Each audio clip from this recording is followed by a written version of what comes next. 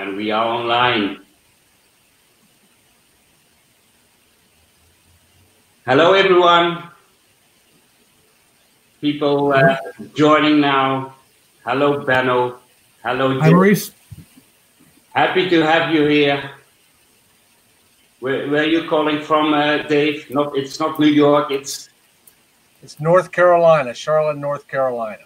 It's North Carolina. Yeah, that was the place, the city where you are flying to. We wait a minute until everyone is in, and then we are happy to start this journey. It will be a journey of ups and downs, but it will be for sure a safe landing. It will be for sure a safe landing. Welcome everybody who are now joining. Welcome in this 25th already Power Webinar. The last one before a little summer holiday, summer break. But after the summer break, we move on with more Power Webinars. This one is called the Hudson Miracle.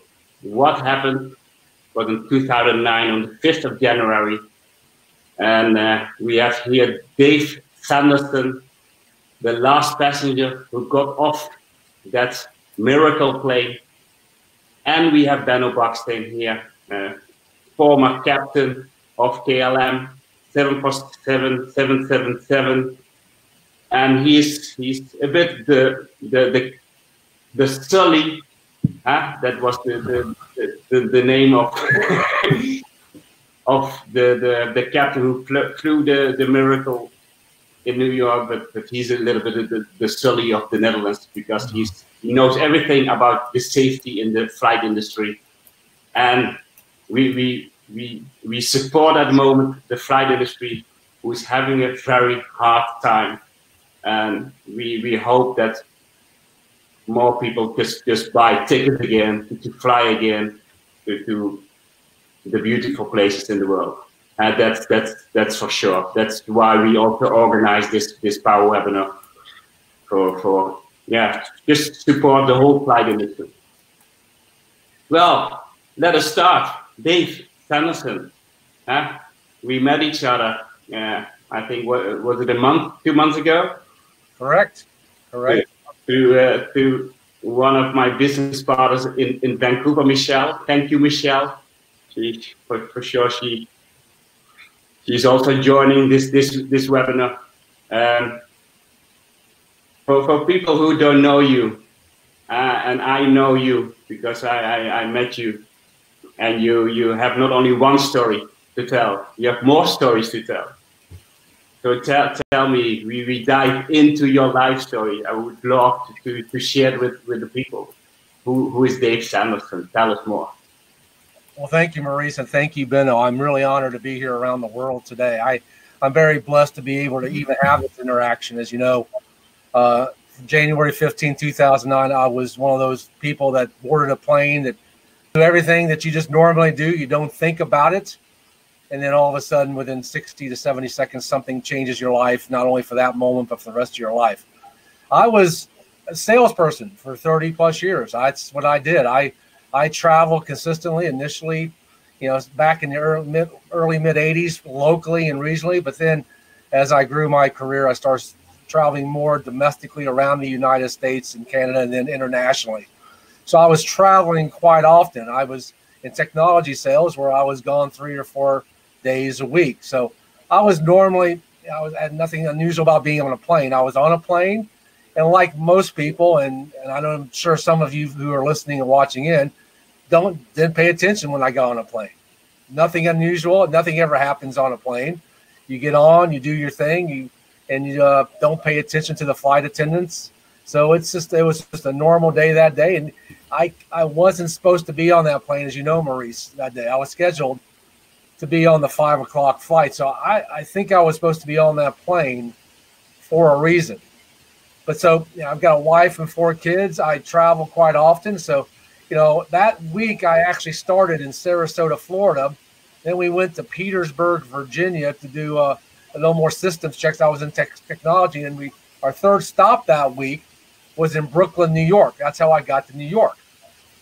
And that day, it was in Fahrenheit degrees. It was 11 degrees. It was very cold, but that's nothing unusual for New York City in the middle of winter. That's nothing unusual. And we were working in a distribution center in Brooklyn, and people who work in manufacturing or distribution understand this. But distribution centers are open quite early in the morning because the trucks that come start early in the morning.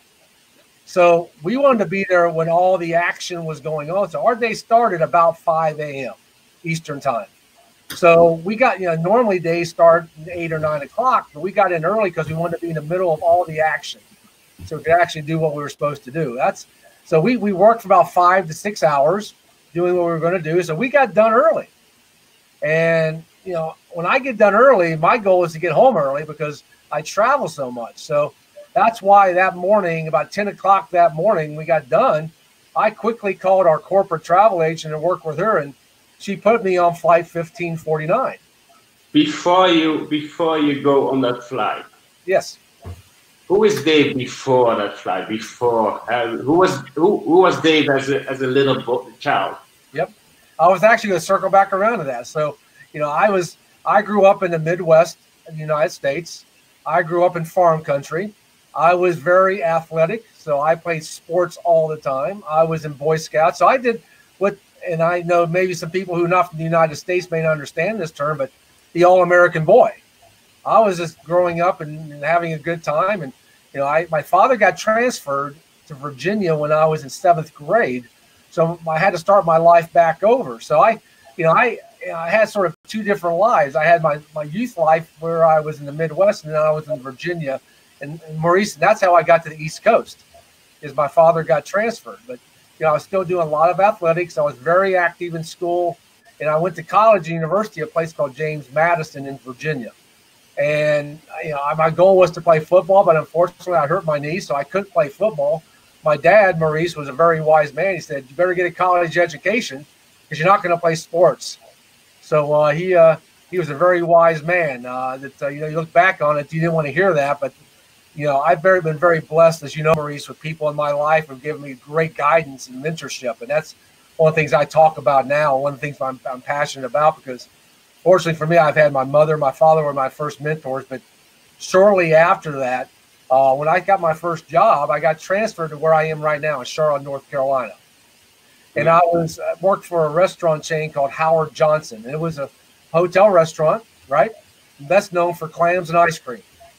And I was a second assistant manager, so I was the low man on the totem pole. I was the apprentice. But fortunately for me, because fortunately at that time, I was working second and third shift. And we had somebody that would come in every night. His name was Bill, and he would come in, and he wore a flannel shirt and drove a pickup truck. And most people who think of the southern United States think like just a good old boy, right? Like this gentleman owned 80 movie theaters in North and South Carolina. And he took me under his wing. And he started teaching me these things over the next 14-year period.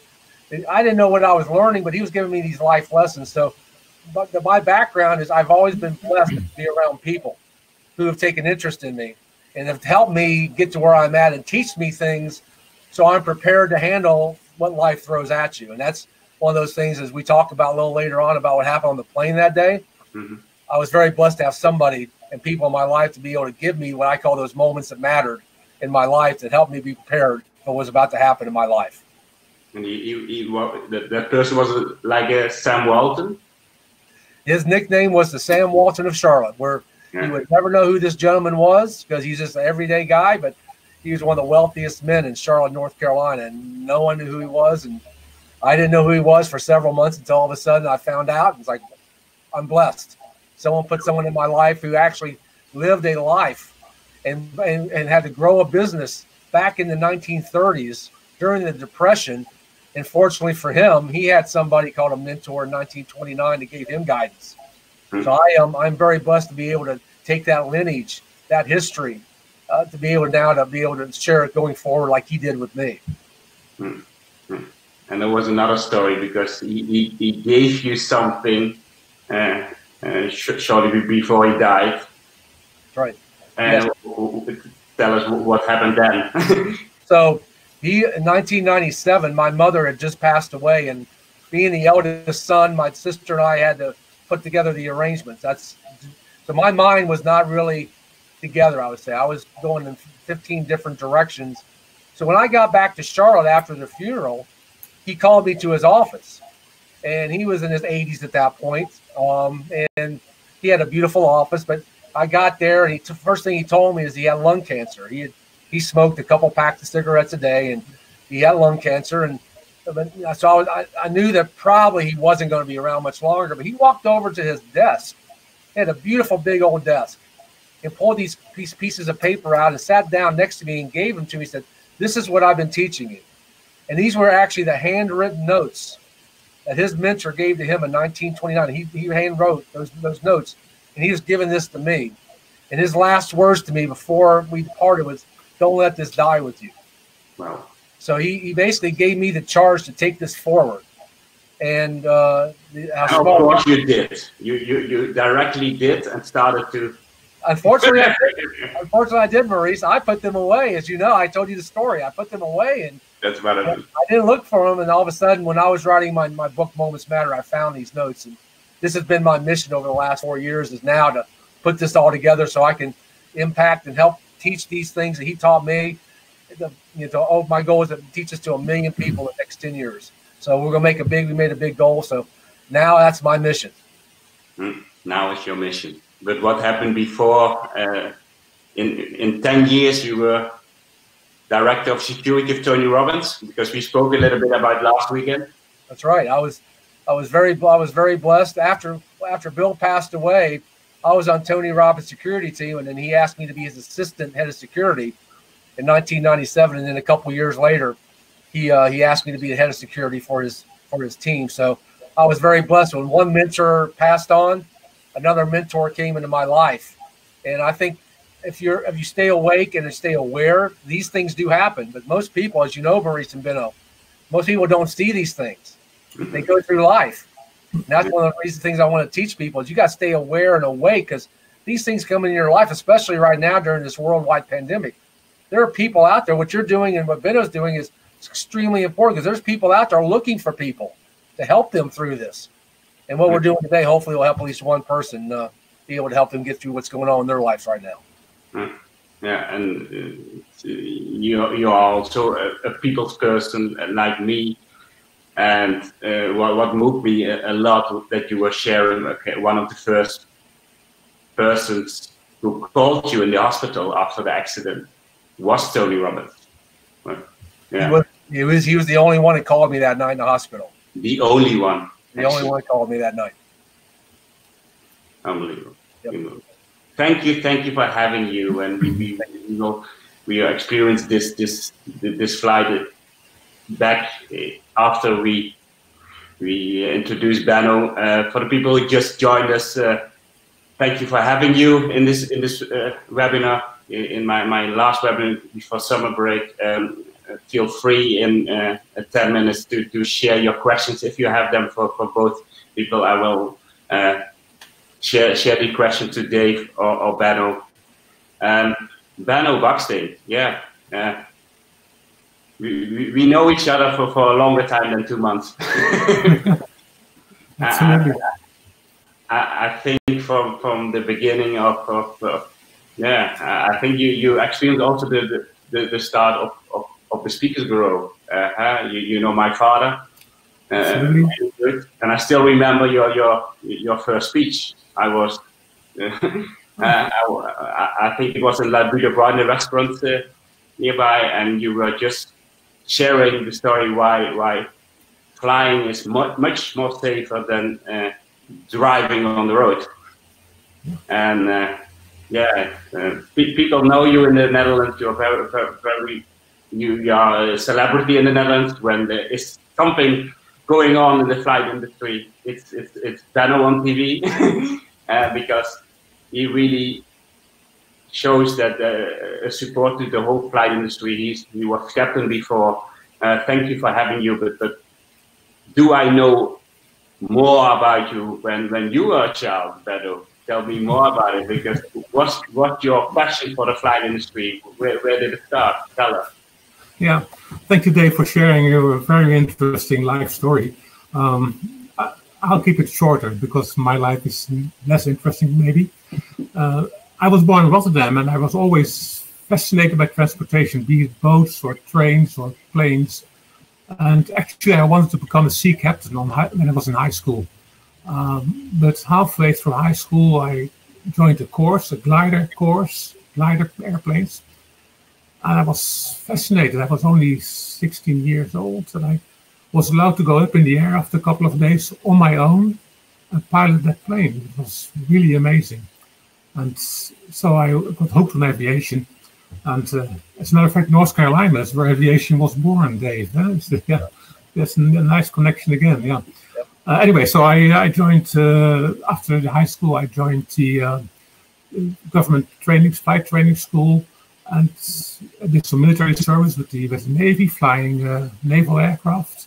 Very interesting. Lucky I survived because you do some dangerous things on flying low over the sea, doing exercises with ships and being shot at for gunnery training and everything. Actually, they were shooting at the targets we pulled behind us, but sometimes they were a bit off track with shooting. Anyway, and then I joined KLM, and that's what I did for about 36 years. And I never was, luckily, in a crash like you did, Dave. But I was lucky, I guess, and we did have some interesting flights, of course, over the 36-year period. But what I learned was that the things that make aviation safe are a little bit different from what the rest of the world does. So when I retired, I was asked to head a government advisory panel on flight safety. And that branched out into other areas, other domains.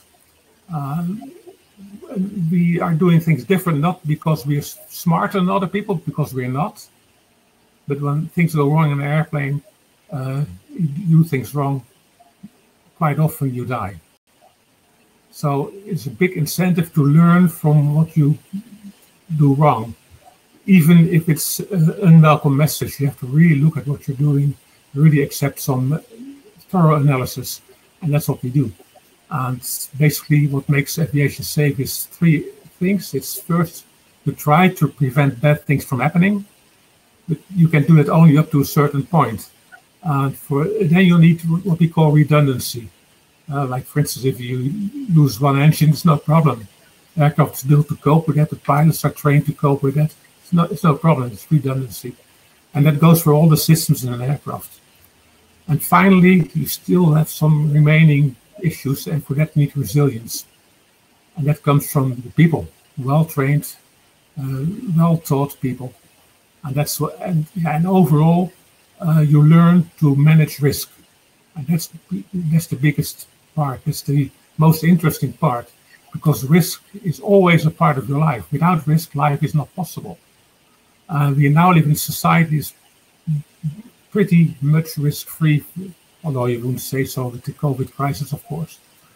But because of the little exposure to risk in the rest of society, some people think they have the right to be absolved from every risk. And that's not possible. So you have to learn to accept a certain amount of risks, but you have to know what you accept. And you have to feel confident that if the risk materializes, that you will be able to cope. You know, you won't be able to do it every time. But as your crash showed, in very exceptional cases where everything is set to go wrong, the resilience still will manage to save the day with spectacular results, even miraculous results in your case. So I really look forward to hear your story. Of course, I read the accident report, but it's totally different when you're actually inside the aircraft. Okay. Thank you, Bernard. I think you've flown for 35, 36 years? Yeah, all in all 40 years altogether, with the training included. Yeah. Do you think from your start flying until what it is now, it's much safer now to fly? Safety has improved over time. It always does. Only it becomes the increments, the improvements become smaller and smaller over time because you've covered so much ground already. So you'll be very happy to keep it as it is, because when you're very safe, that's a risk in itself. Because a lot of people think it's safe automatically, and they let go. Like what you now see with the COVID crisis, people think, oh, nothing is happening, so we're safe, so we can resume normal operation. No, you can't. You have to keep your eyes open, and you keep watching for problems and keep training. And that's difficult because there's always cost involved, there's always time involved. And when nothing goes wrong on the surface, people say, we can cut the costs, we can cut on the training, but you can't. You have to invest, you have to keep it going. I know myself, and you know that my wife Gwen is flying for a very long time, 20 years now. KLM is doing very good on safety. I know what she has to learn every year, again and again. And even now, it's safety. It's number one for them. Let us come back to that day, the 5th of January, 2009. I think when I think of the president, it was Bush, was it? Was he? So yeah, President Bush. The next week, the new president was going to be inaugurated. That's correct. So it was 9/11, and this. We will bring you back. So I would ask you to mute and just to share a part of the movie and experience it again, and then we hope to hear from Dave how he experienced that day. So please mute.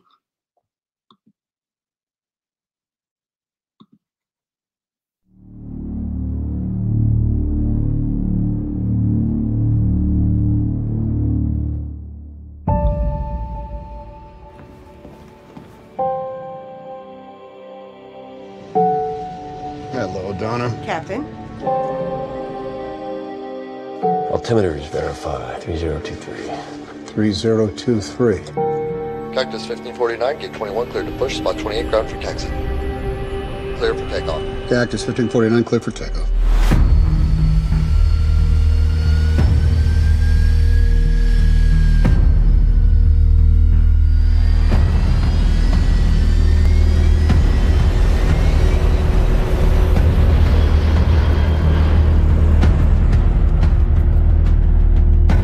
Get over how beautiful it is up here. Life's easier in the air. Yes, it is.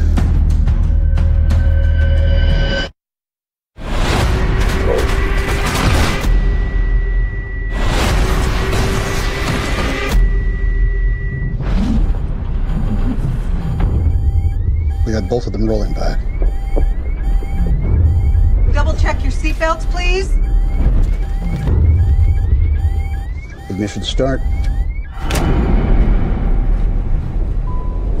My aircraft. Your aircraft. Mayday, Mayday, this is Cactus 1549. We've lost thrust on both engines, returning back towards the GUARDIA. We can get it for you. Do you want to try to land runway 13? Airspeed, up to 300 knots. We don't have that. We may end up in the Hudson. I have an emergency. I got an A320 diving for the rivet. If you can, you got runway 29 available at Newark. I don't think we can make any runway. Thrust levers, confirm, idle. Idle. Okay, what do you need to land? Sully, we're too low. Obstacle, obstacle. Obstacle, obstacle. Pull up. Clear of conflict. This is the captain. Brace for impact. What? Brace, brace, brace! Heads down, stay down! Too low, terrain. Brace, brace, brace! Heads down, stay down! Off your right side is Teterboro Airport. No reload after 30 seconds in your master 1 and 2, confirm off. Off. Heads down, stay down! You can land runway 1 Teterboro. We can't make it. We're going to end up in the Hudson. Sorry, say again?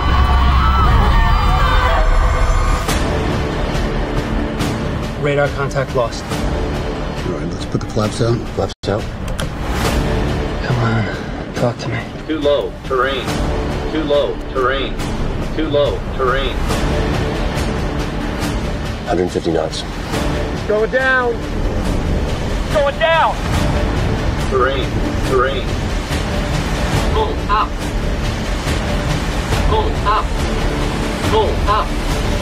Pull up.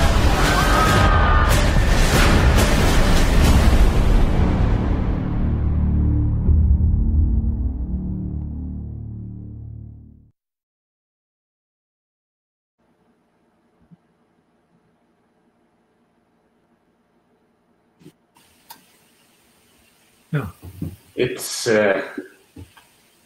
silence, of course, Dave. And you experienced the real story. Yep. And you were not supposed on that flight. No. You were just thinking, take an earlier flight to be back to my family a little bit earlier. That's correct. That's correct. I wasn't supposed to be on the flight. I was scheduled to be on the 5 p.m. flight that night. I always booked, because of business, the last flight out, because you never know how the day's going to go in business.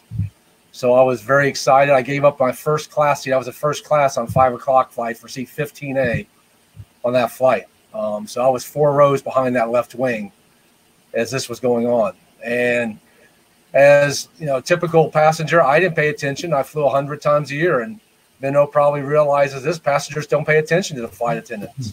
They know everything. And I thought I knew everything likewise. So it wasn't anything abnormal until about 60 to 70 seconds into the flight is when I heard that explosion. And it was a loud explosion. I had never heard anything on a plane like that before. So that's what really got my attention.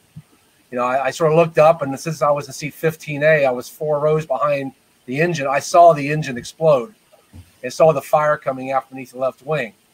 But as Benno said originally, I think he's spot on. Captains and first officers are used to flying on one engine. They can fly on one engine. And I think that's, you know, my initial thought process is I've flown so often, I know there's 2 engines on the plane. So we're just going to go back to the airport.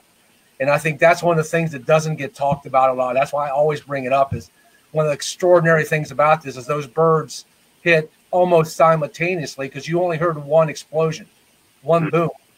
And I truly believe, this is for me personally, if we would have heard multiple booms, multiple explosions in New York, there might have been a different thought process. Yeah. I think at that point it would have been a little crazy. But I think the passenger makeup of that plane that day was 90% business people. So I think everybody was thinking, we're just going back to the airport.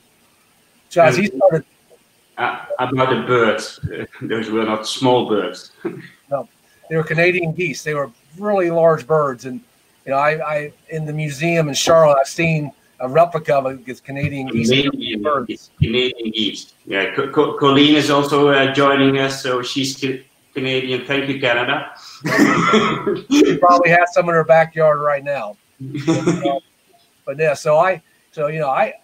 I'm sure Benno's been out of LaGuardia. As you start banking, you know, as you're going back to the airport, you bank one way, but all of a sudden we were banking the opposite way. And you know, I've been to LaGuardia quite often, so I know the territory, the terrain.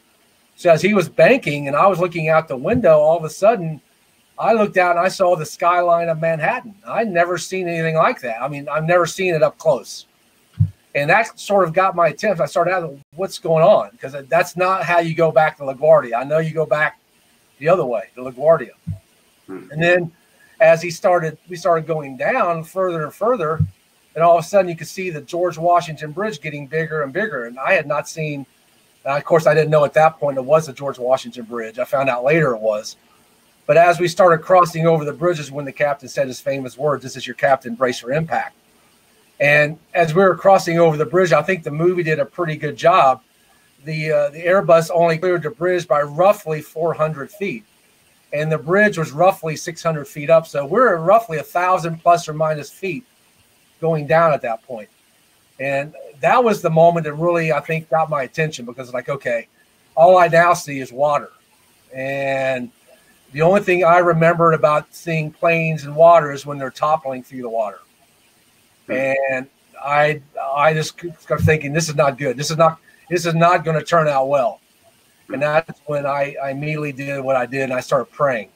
Because at that point, I tell people, I'm writing in my new book, the only thing as you can control is your mind. The captain and first officer, they can control other things. I can control my mind. And knowing, as Maurice, I'm glad you brought up my time with Tony Robbins, because that's one of the things he teaches and taught me, is how to control your mind and your state when you're in those stressful situations. And fortunately for me, I knew how to do that. So I started getting my mind right, but you're still 60 seconds away from impending tragedy. And people ask me a lot. For the people, just share us from the moment. I think the captain shares something to the audio. When was that moment after you heard something was blown up? You saw the engine, but how did the communication of the captain? The captain, and I think the captain did an extraordinary job. He should get all the credit, because he said the minimal amount of words, but he said the words he needed to say. And I learned that. I think that was a great lesson for not only me and everybody else on that plane, but people who are in a trying or stressful situation. Don't overtalk. Tell people what they need to know, and prepare them so they don't get too out of sorts or too excited. I think that had a lot to do with people maintaining their minds and not going out of sorts. I think that was a critical at that moment in time. And I'm sure that he had other things to worry about than talking to the passengers. People ask me that all the time. So I think he's got other things to worry about, So fortunately for me, he and the first officer worried about those things. And so at that point in time, we just had cleared the bridge. And now, as Benno can probably explain a lot easier than I can, to clear the bridge, he got over the bridge, but then he had to put the nose down to get more speed to keep it going as long as he could. So when he put the nose down, that's when we started descending into the water. And the movie didn't represent it the way it was, but that river was 36-degree water, so Fahrenheit. So that there was a lot of ice in the river likewise. And another thing that a lot of people don't realize is, this happened at roughly 3:27 to 3:30 in the afternoon, and the ferries start doing their runs approximately that time. So fortunately, there were no ferries in the river at that time, because he had, as Benno will probably attest, he basically had 4 options he could take. He could try to go back to LaGuardia, which wasn't a good option. He could go to Teterboro, which was on the right, but there were a lot of large buildings, and that wasn't a good option. He could have turned around the other way and gone into the ocean. That's not a good option. So he was down to one option, basically, which is not an option. It's what you're going to do. And fortunately, the ferries were not in the river, because I truly believe if there were ferries crossing, he wouldn't even have that option. This could have been a whole different situation. But as we're going down, I tell people that people ask me all the time, what's that last moment like? And as you saw in the movie, I think it was accurate. There's some people that were texting, some people were calling. To me, I just saw the movie of my life pass before my eyes. It's really amazing when you think you're going to die in the next 60 seconds, what all of a sudden you understand what your life is all about. You see your life. And that's what happened to me, because 60 seconds from that point is when we crashed into the river. And it was a hard hit. And as we know now, he hit it perfectly. And once again, Benno will tell you this as a captain. And I just learned this by all the opportunities I've had, and blessed to be to talk to the captains and first officers. I get that option now. But they want to know my story. And they tell me 1 degree either way, you're either toppling into New York or toppling into Newark, New Jersey. And that could have been a bigger situation than 9/11. This is rush hour in New York. Can you imagine a plane toppling through Manhattan? So he hit it perfectly. He and the first officer get all the credit because they hit it perfectly. But like it even said in the movie, that's when it just started. That's when it just started, because now you got a plane in the river and water's coming in immediately. So by the time I looked back up and looked out the window and I did see light, I knew I was alive. Water started coming in immediately. And I was towards the back of the plane. And that moment, Dave, that you thought, okay, I'm still alive. And so were the 154 other people next to you. Right. Nobody got injured. Yeah. Well, there are a few injuries, but nobody had fatal injuries or critical injuries. The flight attendant, as we know, Doreen in the back took the biggest hit. She's the one who spliced her leg, and she's the one who had, I think, the most devastating injury of all of us. So fortunately, she got out early. She got out to the front left early. So fortunately, that was really blessing. But she was immediately knee to waist deep in the water, immediately. And this is 36-degree water. Okay. So this is not cool. Everyday nice warm water like we have in summer. We have here in Holland. His name is Wim Hof, and he likes to be in the ice all the time. He's called the Iceman. But not at that moment. Not at that moment, Dave. No. He can have it. He can have it all, because I've experienced that. But as you may know, when you're in that situation and the adrenaline's going, you don't feel anything. You don't feel, and that's what the EMTs kept telling me when I was in the triage there. How they were amazed that I survived being in the water for 7 minutes. But it was adrenaline. So before we go further, going to battle. This is a miracle, of course. Having this. What's your opinion about this as a captain? Because I know in the cockpit there's another world than at the back. Yeah. Well, actually, I've seen the clip several times now, and each time again it gives me the goosebumps, because I can really relate to being there. I have been there, luckily not in that situation, but you see the decision you make. You have to realize what's happening. That takes a few seconds. You have to realize we lost all engine power, so we have not many options left. One lousy option, which is putting it down in the Hudson, which is a lousy option, but it's the only one, like Dave said. So you don't have to think twice about it. It's just what you're going to do, period. And that's what he did. And he did that. He really did a great job, because, like Dave said, this could have ended easily so much differently, because water landings are very dangerous. And you can easily, with a little bit of bank, you can hit a wingtip into the water, then you cartwheel, and it's over. Everybody will die, or most people will die. And you could have hit obstacles or boats, and luckily there were no boats in the flight path. If there were, they would have tried to avoid them, but they wouldn't have many options to do that, because they couldn't bank all that much. And you cannot train it to land on the water. No, that's what you don't do. There's a drill, you have the exercises, but that's all premeditated. We call this ditching. And then you prepare the aircraft, you prepare the passengers, but this was all happening so fast. You just had to do it. There was no time for preparation at all. So it's really a crash landing on water. And like I said, it's you have to maintain your speed. So you have a sink rate that's about at least twice your normal sink rate. Normally, you go down a 3-degree flight path at about 700 feet per minute. And in this case, they were doing at least 1,500 feet a minute going down.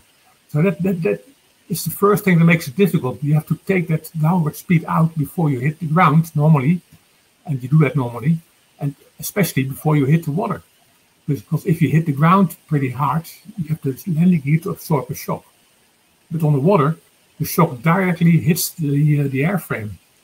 And so it needs to be as gentle as possible, and it's difficult. When you're going down fast, you have not as many references as when you approach the runway. It's water without any features at all, so it's difficult to judge your height. So you have to start at the right time, and he did a great job, because he brought back the sink rate to the normal, a little bit less than a normal sink rate, about 700 feet. And it's showing a great leadership, of course. He made a decision within seconds, and it was maybe an angel the right decision.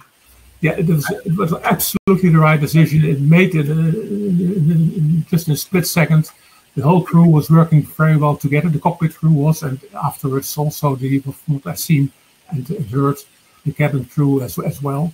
And but what happened on the impact, and that was what David was referencing to, the force was still that great that the aft part of the fuselage broke in pieces in some places, and that's why a lot of water entered immediately. And like Dave said, it's 36 Fahrenheit. I learned in the Navy you survive only a couple of minutes in that temperature, only a couple of minutes. And like it must have been your adrenaline that kept you going. You have to get out of that as soon as possible. So that's the final part that made it a miracle, that everybody was able to get out so fast. Some jumped into the water, were able to climb back onto the wing or whatever there was. And then the ferries came. So that's but the basic feat is decision making, and the execution was, given the circumstances, it was absolutely top. Yeah, how was that leadership, personal leadership? It was on your side. There was no crew member, so it was only you. Did you decide? Did you make the decision? Okay, I will help other people and let me go as last person. What was your, and what was that also connection with Tony Robbins? And sorry, people in the chat. I see some people from Canada. Like Colleen, but also Becky. Sorry about the birds, Dave. But we don't worry about what happened with the birds at that moment. Yep. No, but again, then was the moment. Okay, to get off the airplane. Right. What happened? So my game plan, as I was putting it together, was just get to the aisle, get up, and get out. And that was just my constant reference in my head: aisle up, out, aisle up, out. But when I got to the aisle, it was my turn. I heard my mother start talking in my head, and she had passed away in 1997. But what I heard her tell me is something she told me when I was a child, and it was, if you do the right thing, God will take care of you. And that gave me a lot of certainty at that point in time that, but the great thing is she made me make the decision. In my mind, I could go, but I knew I was alive. So that's why I climbed over the seats towards the back of the plane to see if anybody needed help. And when I got to the back, everything was moving pretty well. And the water was around somewhere between waist and chest deep back in the back at that point in time. We're 2 to 3 minutes into this thing now.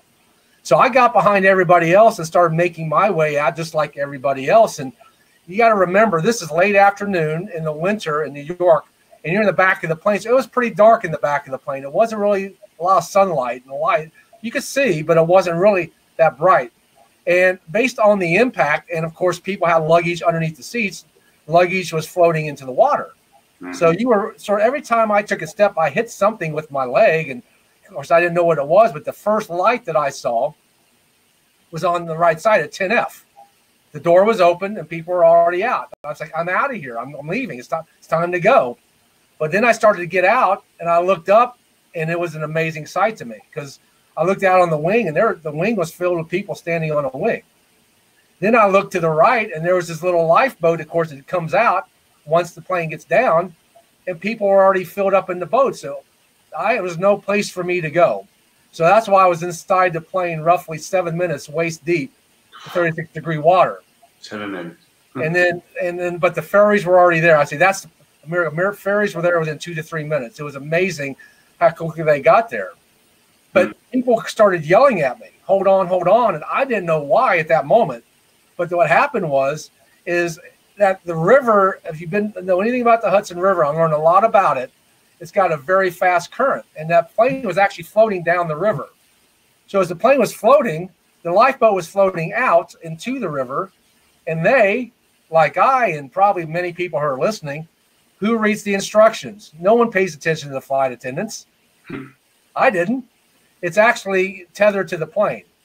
But no one knew that. So that's why I was holding on to this little lifeboat waist deep in that 36-degree water, because I had leverage in the plane. I could hold on to the plane and hold on to the lifeboat.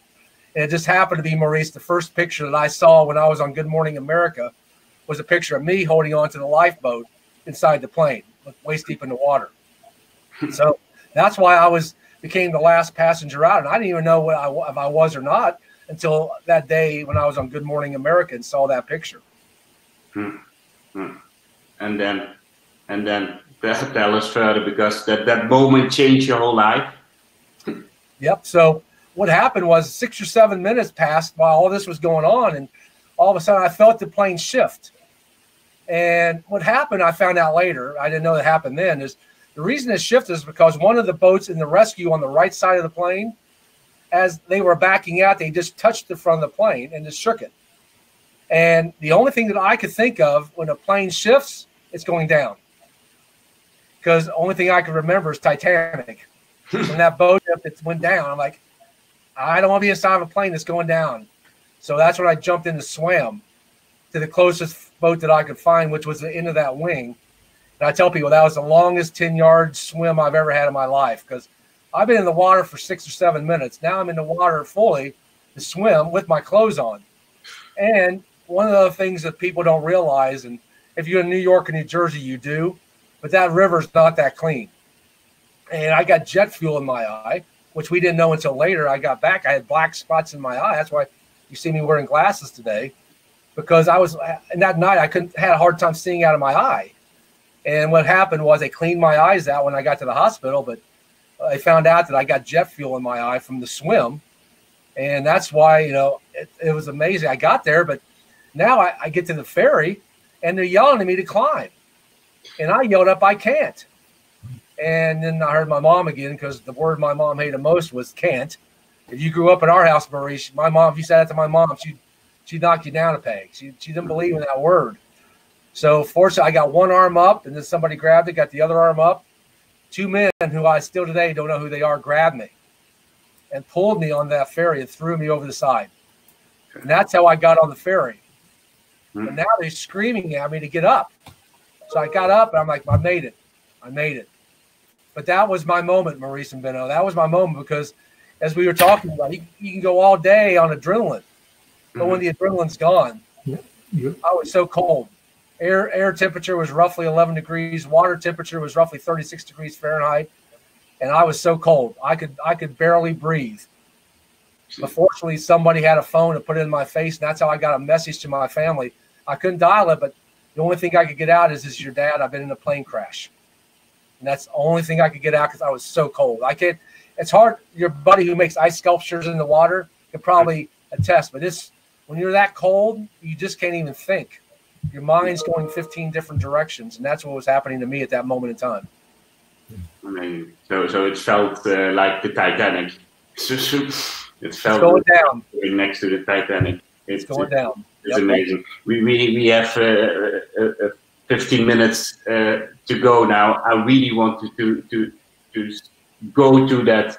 Okay, the fear of flying. A lot of people suffer from that, of course. But you got that fear, of course, and I think a lot of people in the airplane and Benno, I think these are the few times that this happens in the flight industry. To tell us more about that part. To me or Benno? Benno. Yeah, well, fear of flying, of course, is not a logical thing. It's an emotional thing, so it's very difficult to address. And it's really heartening to hear that Dave did not develop fear of flying. We talked about this a little bit before the webinar. And he's still not afraid to fly. And I commend him for that, because that takes a real effort to absorb what happened to him and not let it influence your life. Because that's what it does. If you live by your fear, you cannot live a full life. So it's very, but it's emotional, and it doesn't help when I explain that it's extremely safe. Only 1 in the 3 million flights in the Western world ends in a crash, and even then, half the people on average survive that crash. So that doesn't really help. And I'm amazed nowadays with the COVID crisis, that people don't want to fly because of the fear of getting the disease, but they then head for their cars and drive across country for 3 days to reach its destination. And the risk they incur then is far larger than the risk that they would run of contracting COVID, because of the good ventilation in the aircraft, the face masks. So it's really a limited amount of risk, but that doesn't help to overcome your fear. Yet I think you should do it, because if we let fear run our lives, we'll end up in a mess. It's really, we see it happening right now. Yeah, but the only way to get over it is to develop trust again. And it starts with trusting yourself. Trust that you do the right things, that you avoid and flying when you're, for instance, have symptoms. You shouldn't be in other people, of course. And if we trust each other to do that, then we can trust general society and get it running again. This really reminds me with one of my stories. I love to fly. I love to connect with people from all over the world. I love to and of course my children 8 and 10. Sometimes you bring them on the airplane, and yeah, we went to Canada last year. So people from Canada, beautiful. It's just a beautiful country. We really enjoyed it. But I think a few years ago, we also went with the 737 to Nice, to that part in south of France. And we were landing, and the plane did this. And I saw a lot of people in the airplane showing their fear. But you know what kids do? they start. My youngest started to laugh, and my oldest started to laugh, and the whole airplane were only laughing because our children were laughing. Our children were just getting out the fear away from all those people who were in fear. Something happened. But still, Dave, this happened with you and with those other passengers. How did you lose that fear? How did you jump on the airplane again? And when happened, was it 1 week or 2 weeks or maybe 1 month or 1 year? So what happened to me is, fortunately, I was telling Benno this before we got on. I got on a plane the next day because U.S. Airways was basically telling me, taking care of me. And for me to get home, I got on a plane, but I wasn't thinking. My mind wasn't even concerning that. But fortunately for me, the captain and first officer on that plane wanted a one-on-one talk with me because they knew that I'd been on the plane. So that's what my first interaction with the captain was that next day. But I'm going to be very candid. The next week, my company asked me to fly to Michigan. And I did. I said yes. And I flew. At that time, I was flying U.S. Airways because they were based in Charlotte. But I got the flight to Michigan. I flew Delta. Now, I love Delta. But I was a rock star on U.S. Airways. No one knew me on Delta. So here I am. I'm in the back row of Delta on a little puddle jumper, and I have to admit it was a little dicey. I was a little like, oh my God, we're going up and down like that, like you were saying. But fortunately, somebody on the plane recognized me because I was on TV all the time, and the captain actually came back during the flight and sat next to me, and I had a one-on-one with the Delta captain, and we talked a little bit about it, which gave me great certainty once again that it's the safest way to fly. That's why I tell people if I have my choice, even right now. You're right, Benno. Right now, I mean, the air filtration on a plane is so clean right now, and the mask, there's no safer way to go than on a plane right now. I've actually flown 3 times in the last month. So I truly believe it's still the safest way. But, yeah, it was – I have to admit, Maurice, the second flight was actually my toughest one because I was, once again, in the back of the plane. And I didn't know – at least on U.S. Airways, I was in the front of the plane at that point forward, So just do it and overcome your fear. And you have to jump back on the horse. That's right. Directly do it. So my wife just came back from New York City. On Saturday, we are all living in a world where there's more fear in the world. What the future is going to bring. How do you both see that, Benno? How do you experience now and of course the link with KLM? Dave, for us especially, changed his background in blue. It's not the KLM blue, but it's blue. It's better than green. I did this for you, Benno. Yeah. Thank you much, Dave. It's close but no cigar, though. But it's right. It's very much. That's all I had to work with was this. Okay. It's very much appreciated. Right. Yeah, well, it's you must be realistic with your fear, of course. Fear is not a. But the problem, the way to overcome it, to deal with, is to know a bit more, and we know a bit more now about the virus and everything. So we can do sensible things. In the beginning, you don't know what's hitting you. Now we know what it is, how it behaves, so we can really adapt and adjust. We're not going to overcome it. It's going to stay here for at least a year or so. We have to live with it, but we should really live with it, not hide from it, because we can do that. But we must be sensible, of course, and that in that respect, How do you see the flight industry? Because oh yeah, that's a disaster. Of course, it's the hardest hit industry of all, because it's by definition is international. They have domestic, of course, but a large part of it, more than half of it, is international. And when you're domestic, you can do your own thing within your own country. But aviation, it has to cope with all the rules that all different countries impose. So you should see some harmonization, some lining up of rules, so that people know what they can expect. And some people don't dare to fly now, not for the flight, but because they're afraid that if they're away and there's a lockdown, they're not able to come back to their home country. So you should take that fear away, so that people know whatever happens, they're going to bring you back home anyways. Yeah, like we did in the past few months. So that should take away that fear. And about COVID? It's a long way back up. It's going to be very difficult. It will take at least a year. And aviation is it's not about the companies. It's about the infrastructure that aviation gives. And if we let that go, we'll disconnect the whole world, and that's going to cost us dearly. So we should stay connected. Despite all our differences, we should stay connected, and we should do sensible things from now on. I understand the panic from the beginning. The panic is very bad when you try to survive in an airplane, but also in society. So we should go back to what we know, what we can deliver, and we should accept limited amount of risks, acceptable amount of risk. We shouldn't offer no risk. Aviation will be very difficult. It's going to be harsh times. But we will get there, because the air connections, the Wright brothers started it, but it's here to stay. And it's really, like the founder of KLM said, the air-ocean unites all peoples. And that's what it does, and that's what it brings. So we should continue flying. Absolutely. Thank you. Thank you.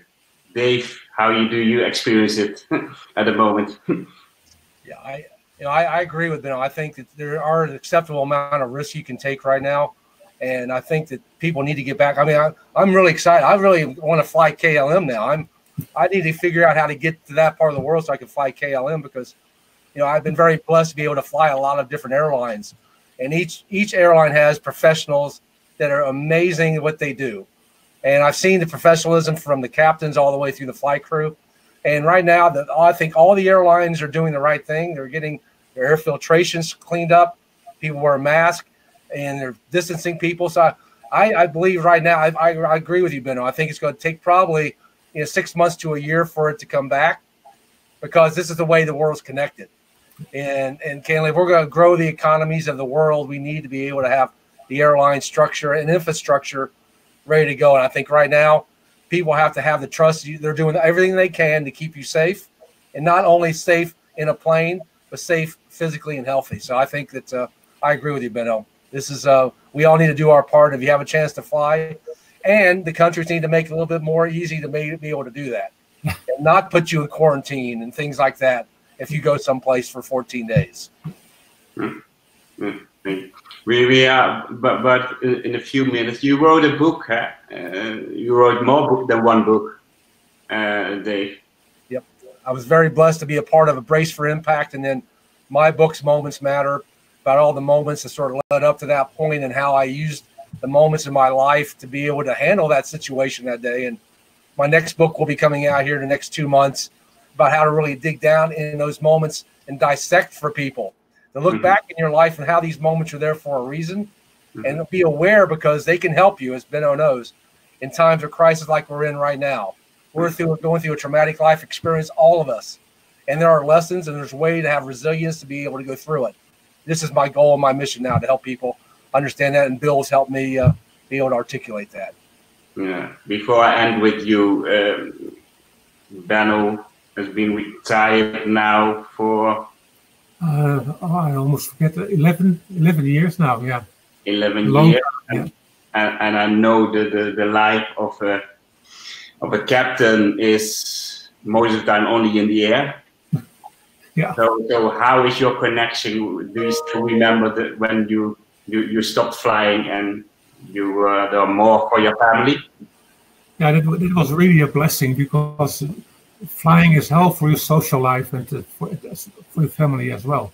So it's really great to be there for these special events like holidays and birthdays and everything.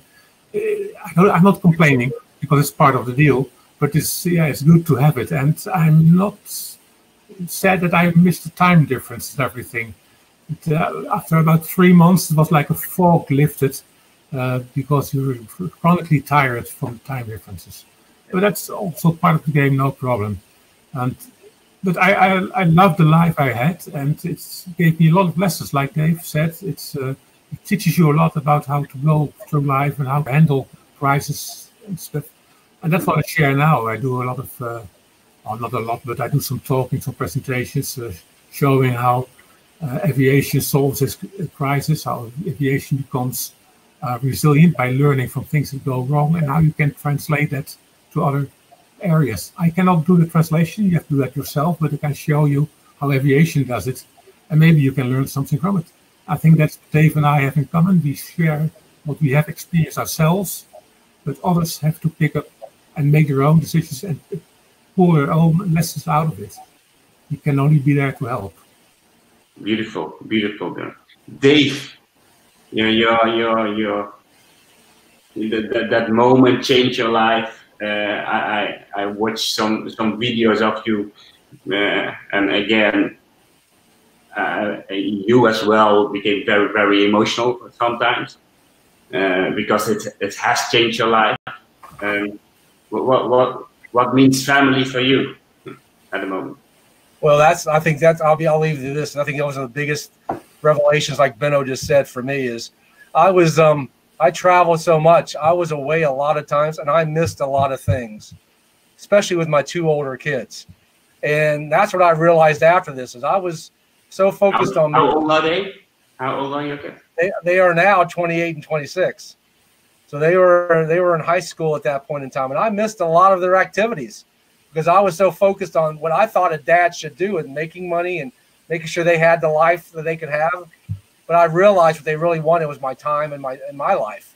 So that was the biggest shift that I made, is I made a commitment that day when I got back, is I would never miss another one of my kids' activities because I missed so many of them. And I've been pretty good. There are a few times when sometimes things happen, of course, that you just can't avoid. But that was the biggest change I made, Benno, is that I got to spend time with my family, and I would adjust my schedule to my family instead of their schedule to my schedule. Yeah. Beautiful. Some last takeaways for the people? Benno? No, I'll leave it to Dave. It's his story, and I'm just a story part, but I'll leave it to Dave. Well, I as I say, thank you for having this, because I think it's important, especially right now, what's going on in this world. We're all going through this traumatic life experience called a pandemic, but there are lessons. There are people who have survived these things before and how to do it. And excuse me, I think Benno was spot on. It's all about risk assessment, and if you can handle the risk, you can live your life. But you cannot just go and hibernate. You have to go live your life right now, and assume some of the risk, and know that if you do the right thing, like my mother told me that day, more often than not, you're going to be able to survive, but hopefully add value to somebody else's life. And that's what I hope today, Maurice and Benno, we did, is add some value to somebody's life. So if they're going through a challenge, now they can realize, if they survived a plane crash and they can do this, what can I do? And I can get through this. And they know that they have people like us that they can call upon, that they can have conversations with to hopefully get them through it. So I'll leave you with that. I'm very blessed to be able to do these things, and God bless everybody. Thank you, Dave. Thank you, Benno, for having you on this 25th. It's an anniversary number. 5 plus 2 is 7. It's a lucky number.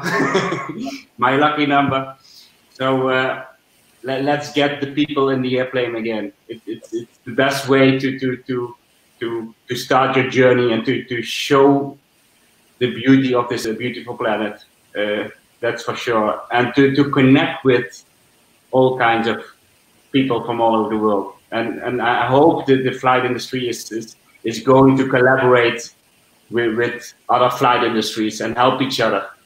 and not just focus on their own story, but help each other. Air Canada, I saw a lot of people from Canada. Of course, Delta and KLM are already partners, but let's do it together and move forward, because yeah, people lose a lot of jobs in the flight industry and at the moment, and we all like to fly and have a beautiful life together. So again, Dave, thank you for having you.